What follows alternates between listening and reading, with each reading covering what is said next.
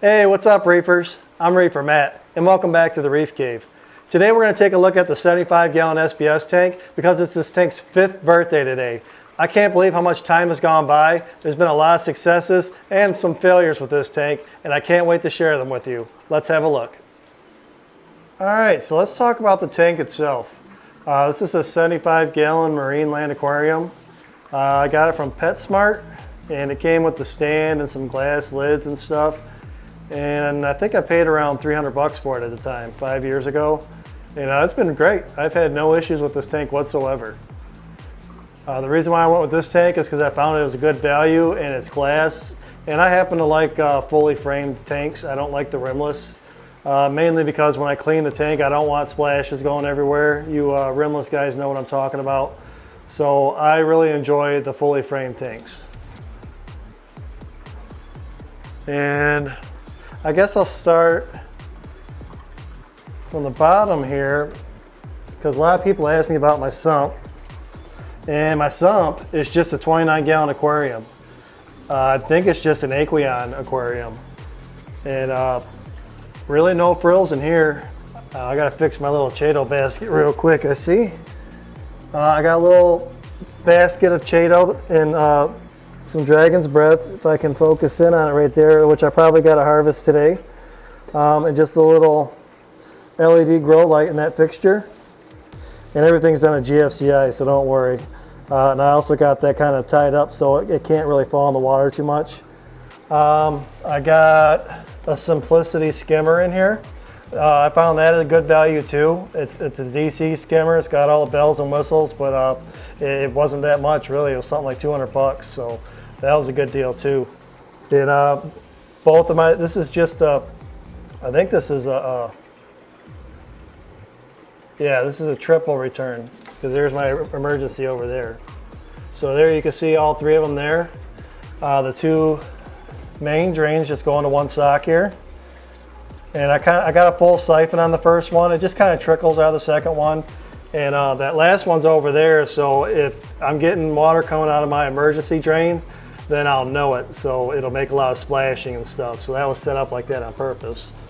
And really, I got a little UV sterilizer on here because I've had issues with dino in this tank in the past, and now I just keep it going. And my return pump is nothing fancy either. Take this bottle out of the way. It's just an Amazon pump, one of those little cheapy pumps that you find on Amazon. That's what my return is. I definitely got to clean that thing. I don't even think I've ever cleaned my return on this. So that'll be tomorrow's project. I do have the Neptune Apex and the Dose and the Trident and all that on this tank because with my work schedule and all my tanks, I cannot manually dose and keep up on all that. So that's the main reason why I have all this. And I just use 2-part. And the 2-part I use is the Reef Fusion 1 and 2. I tried to get away with it many times. I tried to get something else, tried the BRS 2-part, and it just wasn't good enough. I don't know how they make this stuff, but they make it super concentrated. And the price finally just came down from where it was, so I bought it again. I stocked up. But that's the 2-part I use for this tank. And then my top off, my super expensive top off is just a Jabo doser, which I've already lost one head. This thing's like 2 years old. That's usually about the lifespan of Jabo stuff, except for the return pumps. And then it's just a little bucket of water, and that's my top off. I just figured out what my evaporation rate is on this tank, and it keeps it up pretty good. So that's all the fun stuff underneath. I just kind of keep my dosing tubes there. That's just a little Kessel clamp. Instead of getting buying one of those little dosing things, I already had that clamp because I used to run goosenecks for my Kessles. So that's all the stuff underneath the tank and in the sump area. One side note on dosing, I dose my alkalinity up top here right next to the return. So that's where my alkalinity gets dosed. And then my calcium, I just dose it right here into the sump next to the return pump.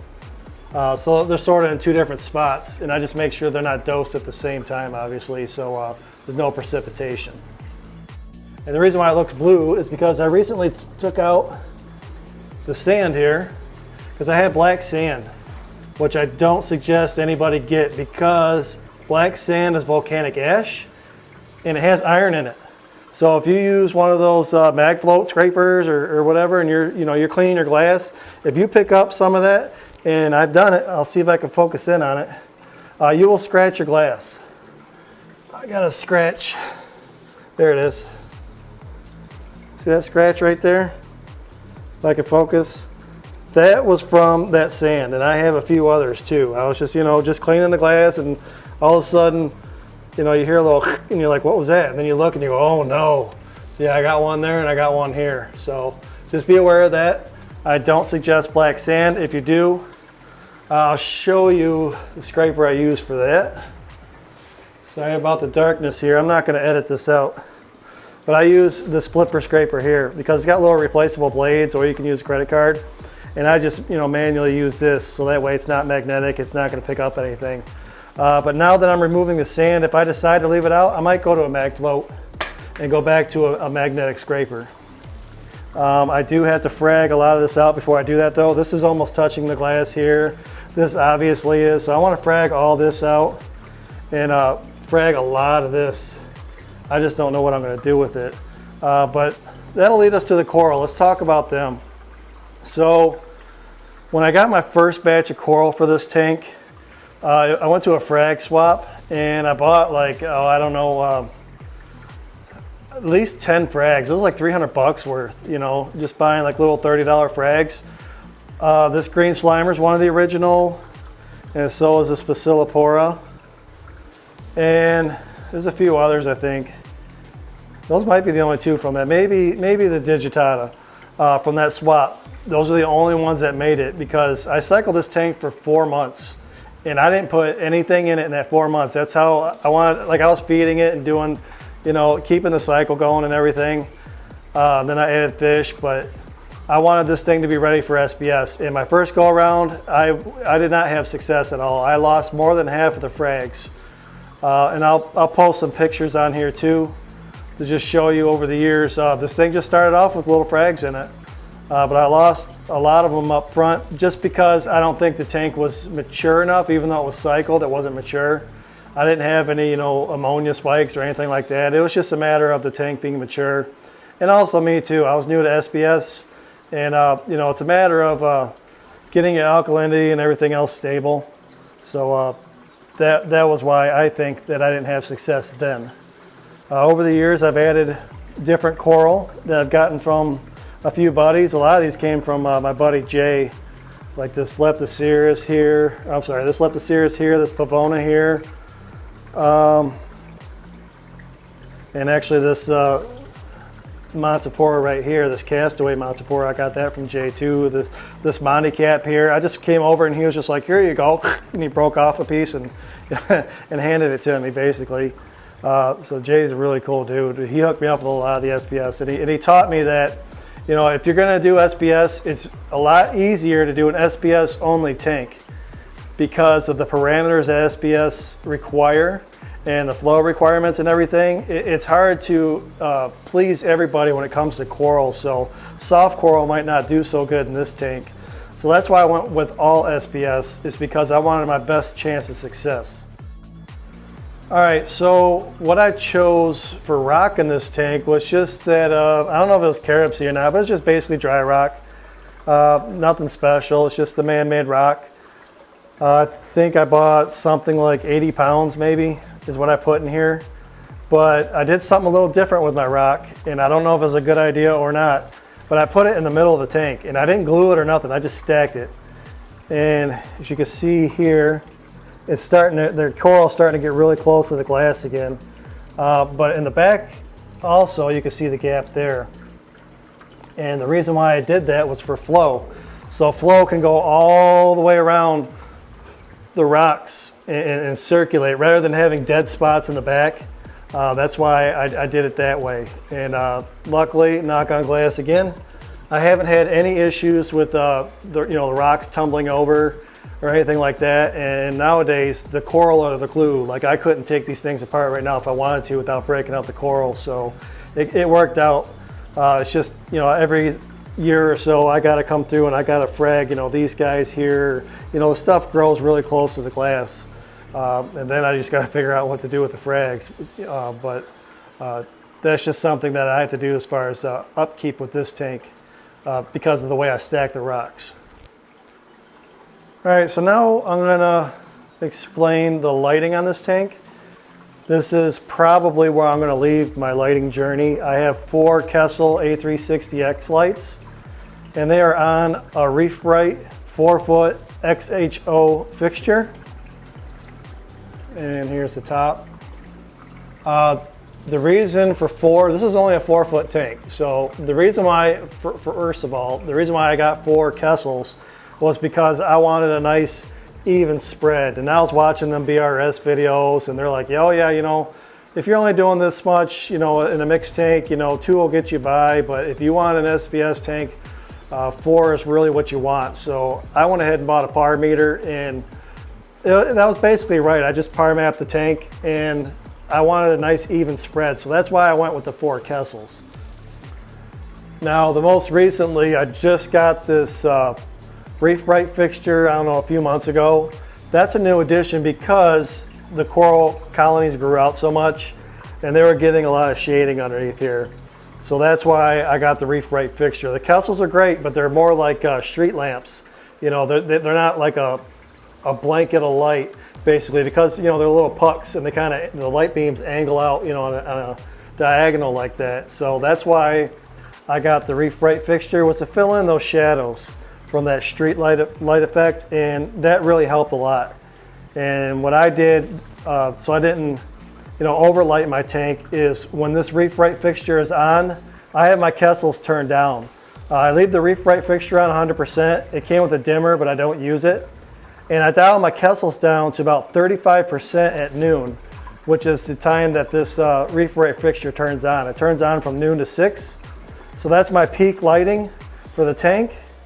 And then my Kessels go down to 35% and they go as white as they can, which is what you see here, because those other lights are just all blue, they're actinic. And then when the Reef Bright turns off at 6 p.m., then the Kessels will dial up to something like 55%. It's not a lot, I don't have them cranked. And that gives me, they go bluer too, so that just kind of keeps the spectrum where it is in the par in a nice even ramp up and down. So that way I'm not overlighting my tank from what I had before to with the new fixture. And the par levels, in case you're curious, if you didn't watch my video on lighting, up top here, they're about like 280. In the middle here, they're like 200. And then down here, I think it was around 100, 130, something like that. So just to give you an idea, this tank does not have a ton of par, and it doesn't have to, because I have some nutrients in this tank. My nitrates, right now they're about 12, because I just did a big water change, and I'll show you the tank in a minute from when I was doing that. But usually they're around 20. My nitrates and my phosphates are around 0.03 to 0.06 sometimes. So I do have some nutrients, and I think that's what helps with the color. So I don't need a ton of par in this tank, and I have a lot of flow. This one back here is a Jable gyre. I think that's the 120 model. And I got another one right here. I started off with just some regular Jable power heads, and they worked okay, but I wanted the gyres after a while. I like the thinner profile, and they do a better job of moving like sheets of water around rather than directional like that one there. That's a Jable one there. So I like those gyres a lot. They really help with flow. I actually got them turned down right now because over here, you can see where it's kind of killing the coral that's touching the flow there and underneath. So I think right there it's getting a little too much flow. This right here used to be a Setosa colony all the way around, and it died off. And I was really bummed about that because it was beautiful. It was a big orange colony. It touched the glass and stuff too there. And then I just trimmed away the dead stuff after it died. But in case you're curious, it used to look like that all the way around there. So I was bummed when that died off. I'm trying to get it back. I transplanted some more frags back here, but we'll see. But I think I got a little too much flow over here, so I'm kind of still playing with that. But the rest of the coral, where they're at, they're happy with their flow and their light. Over here is my controller board. It's not as clean as it could be, but it works. It keeps everything off the floor. This room did flood. I'll see if I could post a link to that video right here. But I'm really glad all this was off the floor when that flooded. So this does the trick for that. But there's just a little cheap piece of cabinetry that I had, a little shelf, and I just put everything up there. So that's for this this tank here. And then the rest of the controllers, I just got them mounted with them the little Velcro strips, you know, the ones you can peel off real easy that don't peel paint off. I just put those on here. The command strips. And then I got one of those little, these things are cool. If you don't have one of these, I highly recommend you get one. Let me show you what they do. Let's get it up. The fish are gonna go crazy because if you do have one and you got these clips, sorry, I gotta focus. You can just put your clip on it. That way you don't have to have two magnets, you know, moving around. But if you don't have one of these, I highly recommend it. Look what you can do. Look at that. See how close you can get in and see how super focused it is? That's why I like these magnets, these magnifying lenses. My fish are gonna go in the way, but you can really get some detail when you're taking pictures and video. So I recommend if you don't have one, and they come with an orange lens too if you don't have one, pick one up. I think they're like 30 bucks or something like that. But yeah, those are really nice. And kids like to look, you know, at the tank and stuff too. So I'd say the keys to success for this tank are stability and patience. I know now what these coral can handle as far as deviations and parameters. And it's not super tight. Usually with DKH, I can go with 1.5 or so, maybe even 2 if I get it back in time. But I just watch my parameters every single day, and I make sure everything's in line. I make sure that the tank's getting topped off. And I'm always looking at this tank every single day. There's not a day I don't look at what's going on with it. Because if you can catch things early enough, then you can fix them. And one thing you'll notice is there's not one single aptasia in this tank. There are other things that I'll show you in a minute. Not bad though. But there are no aptasia in this tank. Because I've never had a lot, but one time I noticed I had about 5 or 6 of them just popping up here and there. So I started getting you know, stuff to get rid of them, and I just took care of it. And I even got some of the shrimp in that. Got the Aptasia X, and now I don't even have to worry about it because I don't put anything else in this tank anymore. Like, it's done. I'm not putting any more coral in this tank. So I don't have to worry about reintroducing that, the Aptasia anyway. But other things do pop up. I get cyanos sometimes.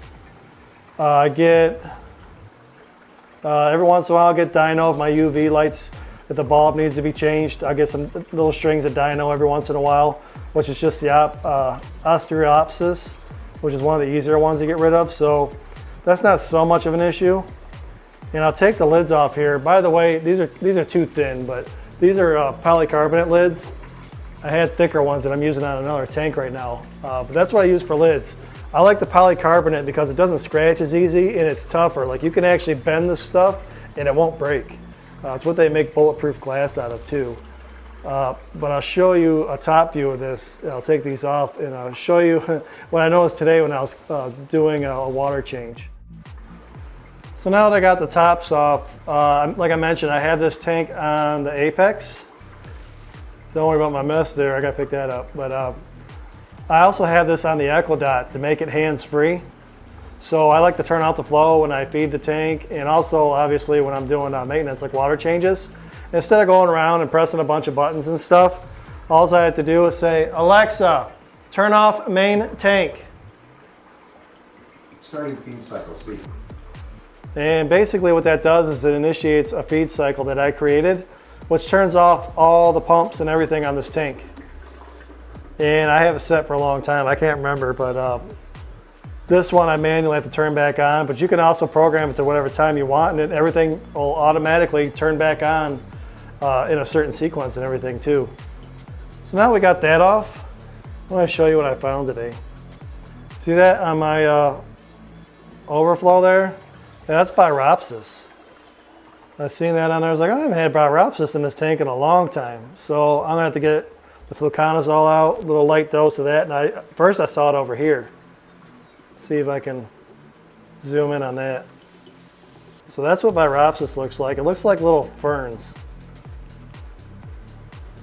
And just for no reason at all, decided to pop up there, which it doesn't bother me too much, but I don't want it crowding out the coral either. But anyhow, here's a top view. And there's the Walt Disney colony. See if we can get a little zoom in on that. This is really coming into its own now. This colony, it was a little frag, and this is about, I want to say it's 3 years old. It is 3 years old.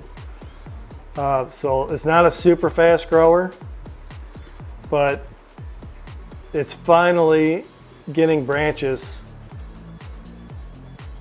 as you can see there, growing out of it. So I'm real happy about that. The one behind it, right here, this Pink Floyd is even older. That was not the original frags, but I'd say that right there is 4 years old, and that's all it's grown.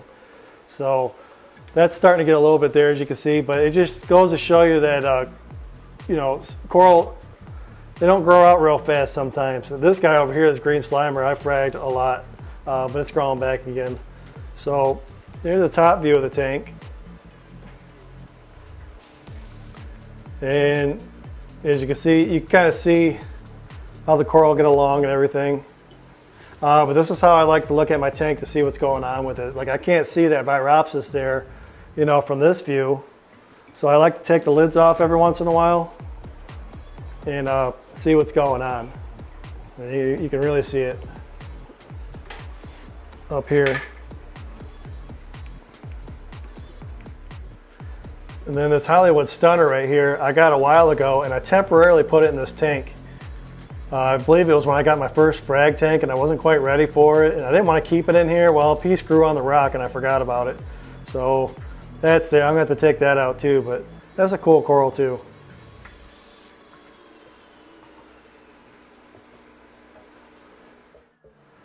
So yeah, when I want to turn it back on, I just say, Alexa, turn on main tank. I've stopped feed cycle C. And it'll just turn on the main return pump first. I believe I have it set on a 2-minute delay, and then my skimmer and my UV will turn on after 2 minutes. But that's how I maintenance the tank. And my feed cycle is very similar when I feed the fish, only it does that for all my tanks, except for Puffy's tank.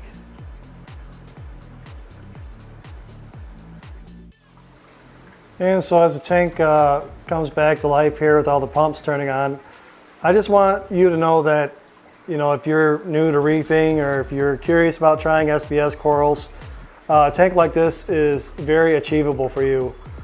These are mostly beginner SPS corals. Not beginner in the sense of new to reefing, but beginner in the sense of new to SPS corals. Usually about after you've had a year in your reefing hobby. That's where I suggest, you know, if you want to get into SPS corals, that's when you should try. That way it gives your tank a chance to mature, and it gives you a chance to learn how to take care of your tank.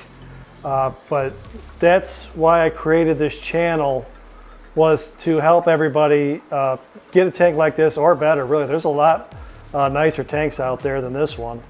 But that's what my goal is just to help you achieve whatever you want to achieve. But something like this should not be intimidating at all. This should be normal, really. Everybody should, you know, have at least this in my mind, if that's what you want, obviously, but as an example. So don't be shy about trying it. I'll certainly help you as much as I can on Reef to Reef.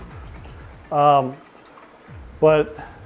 just know it takes patience and stability, but I think it's very achievable, like I said. Well, thanks guys for checking out the video and the tank. It's been an awesome 5 years, and I can't wait to keep going with it. I just can't decide if I should put, you know, white sand in here or not. I kind of like the no sand look. It'll also help me keep the detritus out. So let me know in the comments what you think. Should I keep the sand out, or should I just go ahead and add some new sand? A side note on that too, as I've been taking that out, it's been about 2 months. I've just been taking a little bit at a time. I almost have it all out. So I didn't do it all at once. It's just I do a water change and I'll take out, you know, this corner over here, and then I'll take out that corner over there. And you know, I'm slowly getting it all out. So that way I don't destabilize the tank. But let me know in the comments if you think I should get more sand or just leave it no sand. Let me know what you think. Well, I want to thank you guys for hanging out. It's been real fun. This tank is doing great, and I can't wait to share it with you for years to come. I'm Reefer Matt. Thank you for watching, and happy reefing.